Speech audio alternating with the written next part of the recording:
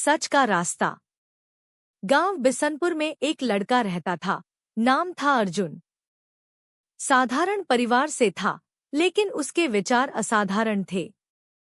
अर्जुन बचपन से ही ईमानदार और सच बोलने वाला लड़का था। गांव के लोग उसे बहुत पसंद करते थे, लेकिन कुछ लोग उसकी सच्चाई से चिढ़ते भी थे। अर्जुन के पिता रामस्वरूप किसान थे। वे दिनरात खेतों में मेहनत करते, लेकिन आमदनी बहुत कम होती।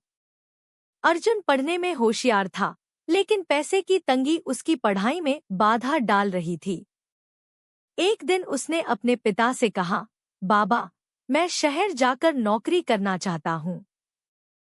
पढ़ाई बाद में करूँगा, पहले घर की मदद जरूरी है। रामस्वरूप ने गहरी सांस ली और बोले, बेटा, जो करना, ईमानदारी से करना।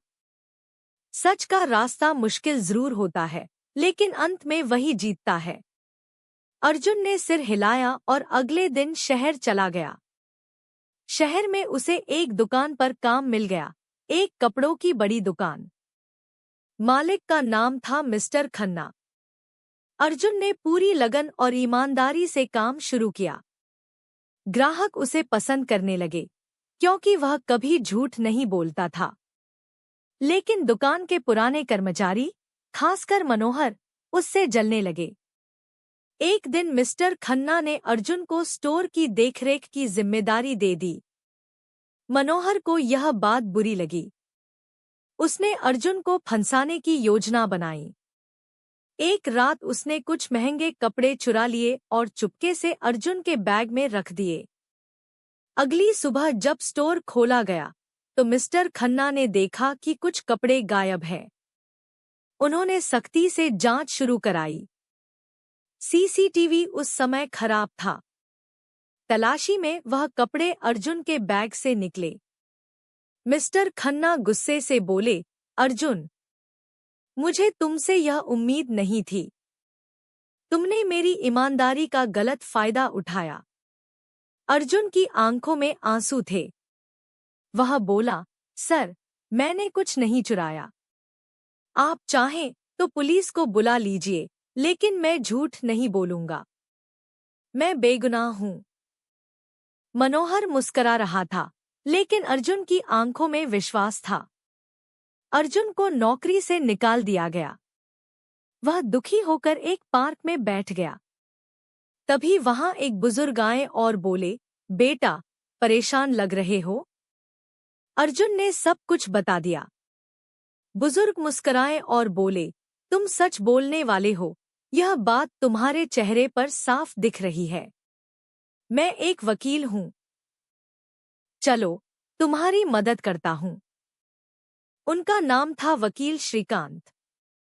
उन्होंने अर्जुन को सलाह दी कि वह कानूनी मदद मांगे और सच साबित करने की कोशिश करे। अर्जुन ने पुलिस में रिपोर्ट कराई। जांच दोबारा शुरू हुई। इस बार दुकान का सीसीटीवी ठीक करवा लिया गया था। नई फुटेज से साबित हो गया कि मनोहर ही चोर था। उसने अपना गुनाह कबूल कर लिया। मिस्टर खन्ना ने अर्जुन से माफी मांगी। बेटा, तुम सच कह रहे थे। मुझे अफसोस है कि मैंने तुम पर भरोसा नहीं किया। अर्जुन बोला, सर, माफी की जरूरत नहीं। मुझे खुशी है कि सच सामने आ गया। खन्ना जी ने उसे फिर नौकरी दी, लेकिन इस बार स्टोर मैनेजर बनाकर। कुछ ही समय में अर्जुन ने इतनी ईमानदारी और मेहनत दिखाई कि दुकान शहर की सबसे भरोसेमंद दुकान बन गई। समय बीतता गया। अर्जुन ने बाद में अपनी पढ़ाई पूरी की और एक सफल व्यवसायी बना। लेकिन उसने कभी सच बोलना और ईमानदारी नहीं छोड़ी। जब किसी ने उससे पूछा, तुमने इतनी मुश्किलें झेली, फिर भी सच का रास्ता क्यों नहीं छोड़ा? अर्जुन मुस्कुराकर बोला, क्योंकि झूठ से भले ही शुरुआत आसान लगती हो, लेकिन अंत बहुत मुश्किल होता है। और सच का रास्ता भले ही कांटों भरा हो, उसकी मंजिल हमेशा साफ होती है। शिक्षा। यह कहानी हमें सिखाती है कि सच का रास्ता कठिन हो सकता है, लेकिन अंततः वही सही होता है। ईमानदारी और सत्यता ही सच्चे चरित्र की पहचान है।